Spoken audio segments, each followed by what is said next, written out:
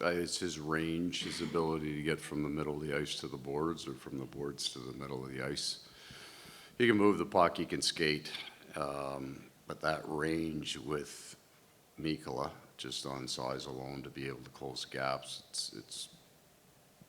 our entire defensive game is built off that concept, so he fits in with that. Along those lines, Coach, we've talked before about how goals from defensemen can kind of change the complexion of a game. You have 5 goals from blue liners, a couple of those game-winning goals. How would you describe what you're getting from the defensemen on both sides of the puck? Yeah, I might be wrong on this, and this is anecdotal from watching games. I'm thinking about some overtime winners from defensemen who just got pucks to the net.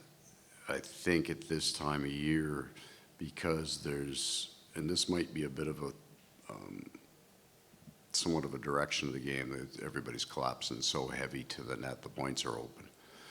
And you need somebody who can just get it to the net and, sift it through. Somebody can just get it there. And then you need to have some traffic net front.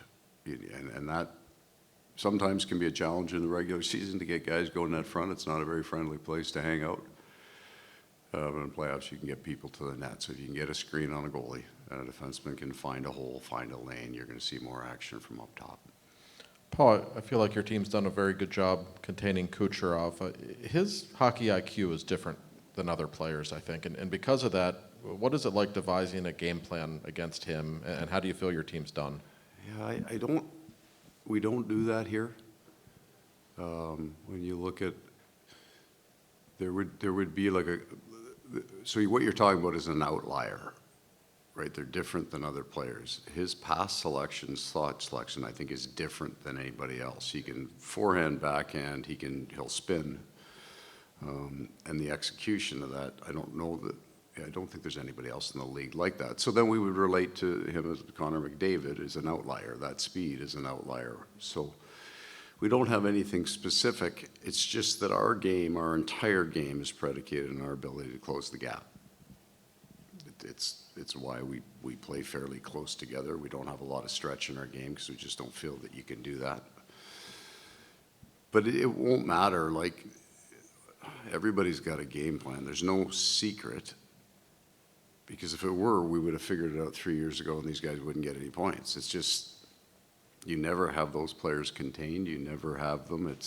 You never have them locked down. You never have them out of a series. They're always like that. Barkov hasn't scored a goal yet. But I wouldn't consider him locked down. It's just the top end guys are scoring at some point. Coach, last 2+ years, you guys have a lot of experience in closeout games, on both sides of that. I know you want nothing to change, but how does a game change like this when one team does have their back against the wall?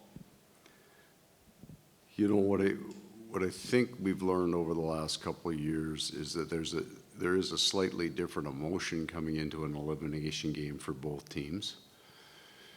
And you want to avoid that emotion. I'm not talking about energy level. I'm not talking about playing as hard as you can. It's you have a tendency to protect it, or every time you touch the puck, you want to have that event happen so bad you try to make it happen with that touch. And I really, the games that you remember, we lost at home to Toronto. And I felt that's exactly what happened. Like, we wanted it so badly because we had come off the Boston series, 7 games, really brutal series, day off, and right back into the Toronto series. It's almost like you needed that break so bad. You needed to win it. So we would learn that there's certain emotions you got to stay away from in this game. And then we talk about playing 7 games in a series, so we'll just talk about that. What does the 5th game look like in our 7-game series? I wanted to ask you about the penalty kill. Special teams can give teams such momentum in these playoff games, and you guys have given up the 1 goal in game 1. How much of a lift is it given your bench and just the team when you consistently kill off penalties? Yeah. Right now, it's a completely balanced scale because their power play probably feels like our power play, right? I mean, 2 really good penalty kill teams, good goaltenders. we feel that what Bill and his staff was able to do at the trade deadline, and I know we talk about Brad and all these other things, but he and Patrice Bergeron, for me, were the best killing tandem in the league for a long time. He knows that part of the game. So it's given us quite a bit more depth with Sturm in, and that was the key piece to the 5-minute kill. Because in the past, we've run 4 guys or 5 guys. Now you have 6 guys. You can keep them fresh. You can get them on it. They all have experience. So credit to Bill in addressing a need that we had. And then I think special teams are even.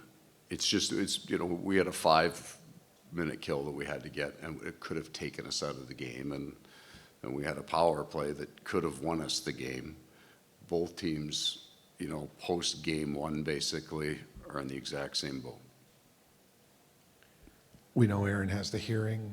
I'm sure you're as tired of talking about hits and all that as everybody, but I don't want to say helpful because that gives it a wrong connotation, but you just played 20 games without him. If you are without him tomorrow night, you know exactly what you're going to do. Does that put your mind at ease? I do think that it seems, and you've all watched it happen here over the last 3 years, we will have really important players out for big blocks of time.